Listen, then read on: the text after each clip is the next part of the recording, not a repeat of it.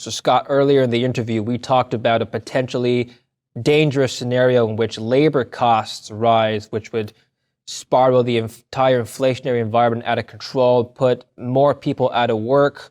And this is an interesting thing you brought up, which is the collapse of the housing market, in particular in regards to rising lumber costs, other raw input costs. The lumber the real estate market is at risk of a bust, is what you told me. So at least the boom is over. Can you elaborate on why and how you feel about the real estate market across the country right now? Well, there's a few reasons why we've had a boom in real estate. One certainly is low interest rates. One is lower input costs, at least in the past. The other is what I call the Great Migration, and I had predicted this many years ago. I wrote about it. I spoke about it, and there was only a point to which people would continue to pay high income taxes and high real estate taxes in a lot of cities and states. Frankly, it gets to the point where it just didn't make sense to live in some of these states. And I mentioned before that, New Jersey's largest export is millionaires. Well, the same thing could be said for New York and California. We live in Henderson, Nevada, and if you drive around Henderson, Nevada, you see a lot of California license plates, and these are people who have left California and have moved to Nevada. Same thing in Arizona, where my daughter lives. There's a massive migration going on.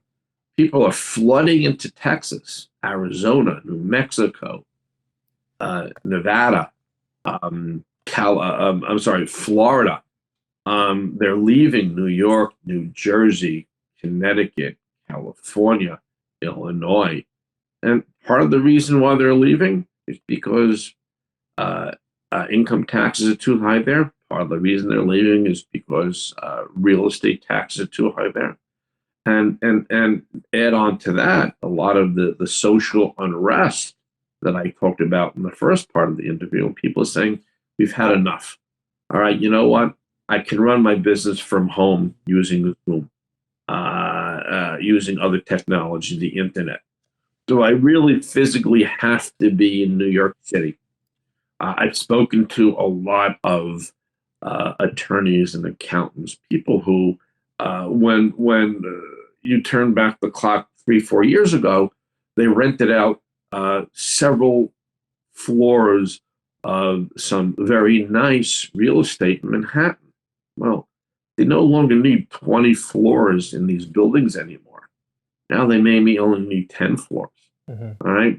Maybe they only need a few people to man the phones in offices, and maybe the partners, have to come in once or twice a week, and maybe some of the associates have to come in 3 or 4 times a week. You don't need all this expensive real estate. And to what extent can you relocate people for less money to other places, to Pennsylvania? People are leaving, for example, Long Island, and I know about this because my wife and I we own a house up in the Adirondacks.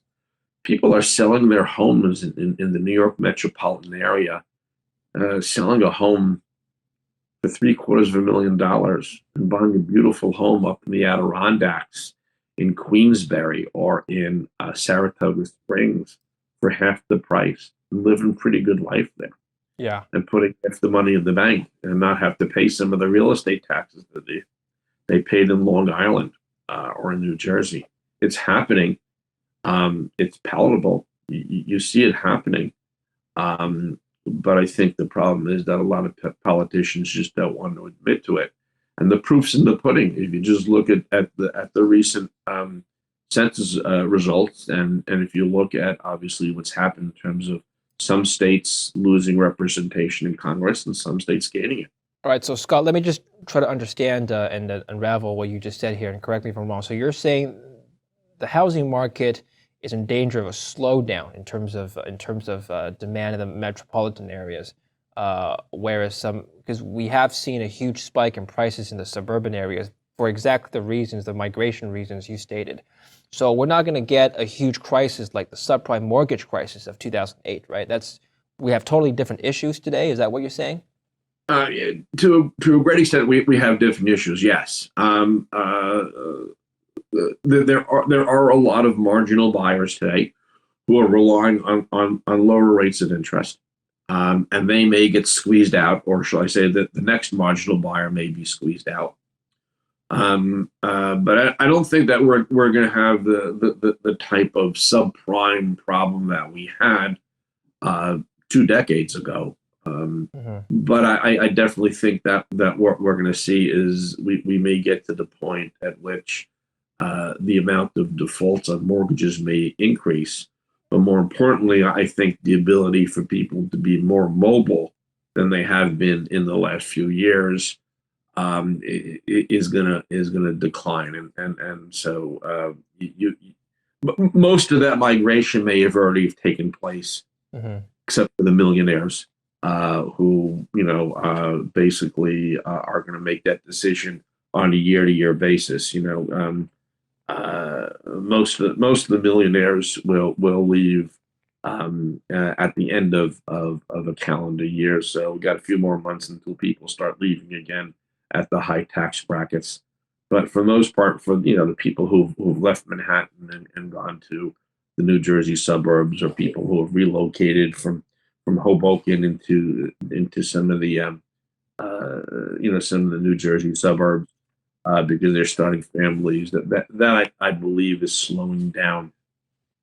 And if interest rates rise and the cost of building new homes goes up, then I think you're going to see a slowing down of that. But it doesn't mean that the migration is going to end.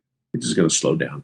So you wouldn't recommend to your clients or your friends or family to buy real estate as an investment right now, whether it be residential or commercial?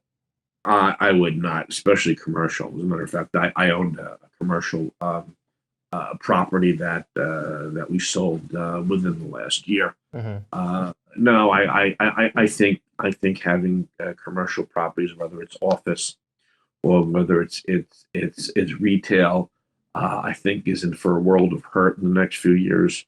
You have to remember, especially some of the larger real estate operators, they are very sensitive to interest rates because they are highly leveraged. So let's talk about. Sorry, go on, please. No. That and so your ability to leverage diminishes as interest rates go up. We've basically been hooked on low interest rates for a considerable amount of time, and if inflation rises, then the offset to that is going to be higher interest rates, and we're going to have to get used to that, which means that real estate operators are going to have to readjust the way in which they operate. And how do they do that? Well, they either have to borrow more money, leverage up more, or they have to pass on their increased costs, which is going to be hard because occupancy rates are down. And so, there's going to be a shakeout, I think, more on the commercial end than there is going to be on the residential end in the next go around. Okay, that makes sense. Before we talk about your investments, I have one last question on real estate. I live in Canada, more specifically Montreal, and over the last year and a half, even throughout COVID, I saw a bunch of new condo buildings getting built up. Just the construction was nonstop, even throughout the pandemic. Now, I wonder if there's excess capacity in the real estate market right now. I mean, who's going to be, if everyone's out of work, who's going to be moving into these places? Then it occurred to me, maybe most of these properties are going to be for investments. Maybe it's foreign buyers coming into the market. Do you think foreign money is going to be propping up the real estate market? You hit the nail on the head when you said the foreign buyers. Yeah. What is certainly helping out a lot of the markets in the southern part of the United States are people coming from Latin America into the United States, whether it be in Florida or in Texas or in other southern states. And I think you're also seeing, to some extent, a great amount of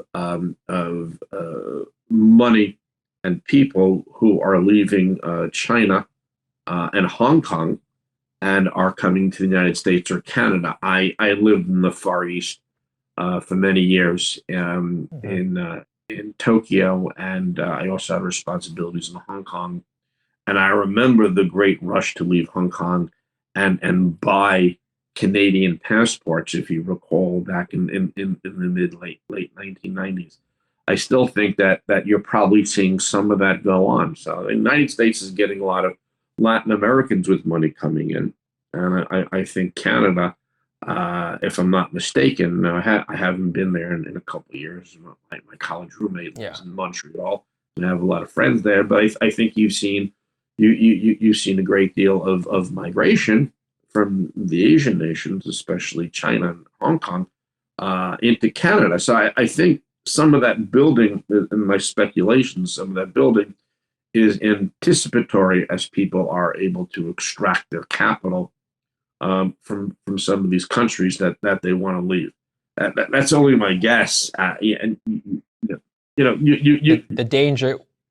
You see it firsthand, but I think that's happening. And what's also interesting is I'm beginning to see and hear from Americans that they're looking to leave the United States. I know a lot of people who have family roots in some European nations who are getting their passports there.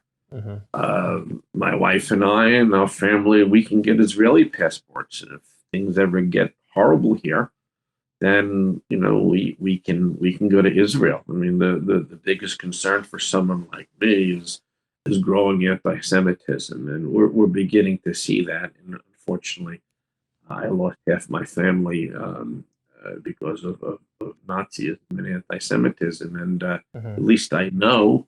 And many other people like me know that we can move to Israel. So I know people who can move to Belgium, and can move to Ireland, and can move to to other nations, and they're doing so, or they're considering it. So nowadays globally, people can move around, and I know that this is a long-winded response to your question, but I think they're probably building those places in Montreal. And by the way, when I was recently, or 2 years ago, my wife and I were in Vancouver. We also saw some building taking place. We saw that was a hot market. So I think Vancouver. Yeah, and so I think that the ability to move cross border is a lot easier than it was 40, 50 years ago. And I think people are taking advantage of it. And the ability to move capital cross-border is also much easier. And so then, Scott, tell us how to preserve our wealth, how to allocate our assets, and what to invest in right now. Because for most people in the U.S. and actually across the world, residential real estate is a major part of your net worth. So if you're anticipating the real estate market to slow down, how are we gonna hedge against a decline in our net worth?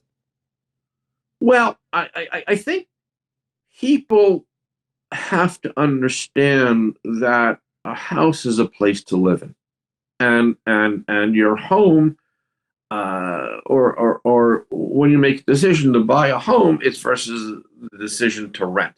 Okay, so yes, over long periods of time, you'll be able to build wealth in your home, but it's a place to live, and people also understand that it costs money to own a home and renovate it. My wife and I just did a renovation to our house in upstate New York, and we did to our house in Henderson, and it cost money. There's no free lunch in owning a home, but the decision should be: do I rent or do I own a home?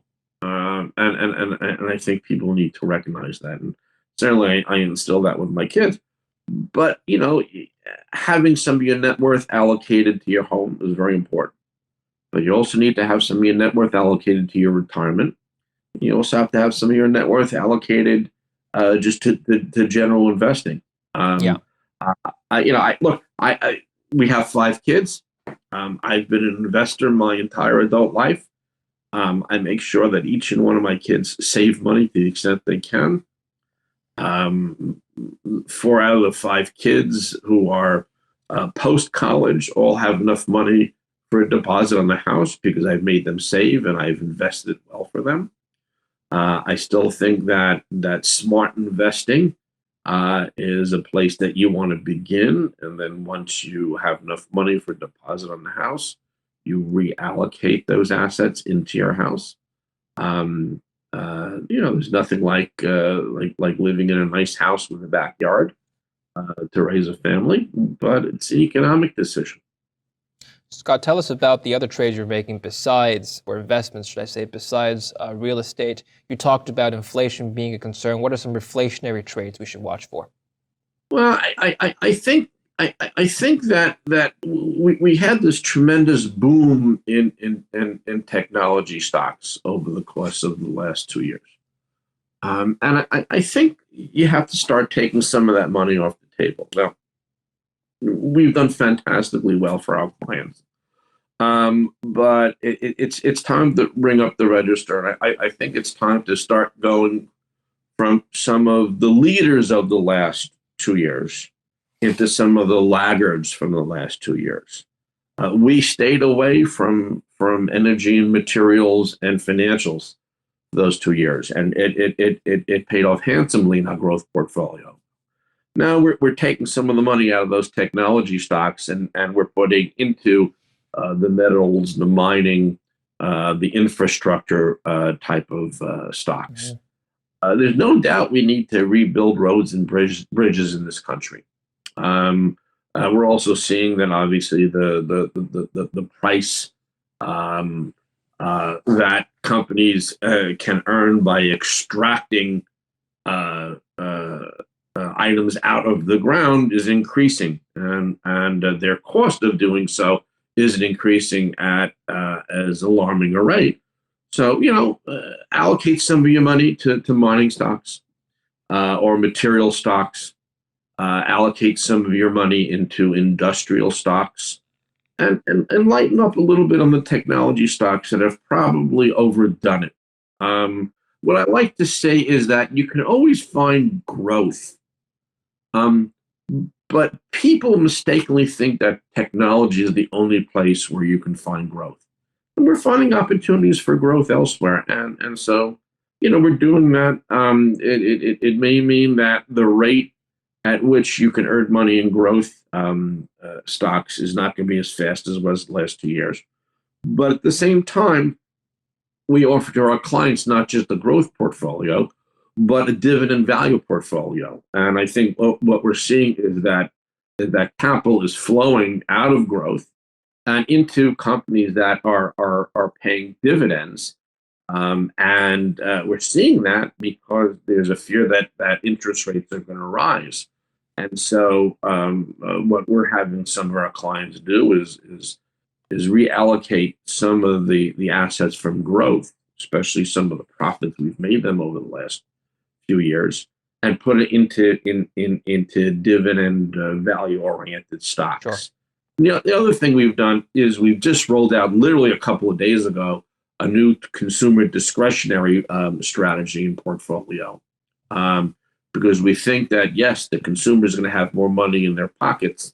And one thing we know about Americans is that if you put $1 in their pocket, they're going to spend $1.50. And so we think there's some opportunity for people to begin to travel again, to go out to movies, to get out of the house and do things that they couldn't do for the last few years. So that's kind of where my mind is when it comes to investing our clients' portfolios. Excellent. Scott, thank you so much for your time today. Excellent thoughts. We ran through the gamut. Thank you for sharing your investment insights with us. My pleasure. Thanks for having me. We'll speak to you again soon. And thank you for watching Kitco News. I'm David Lin.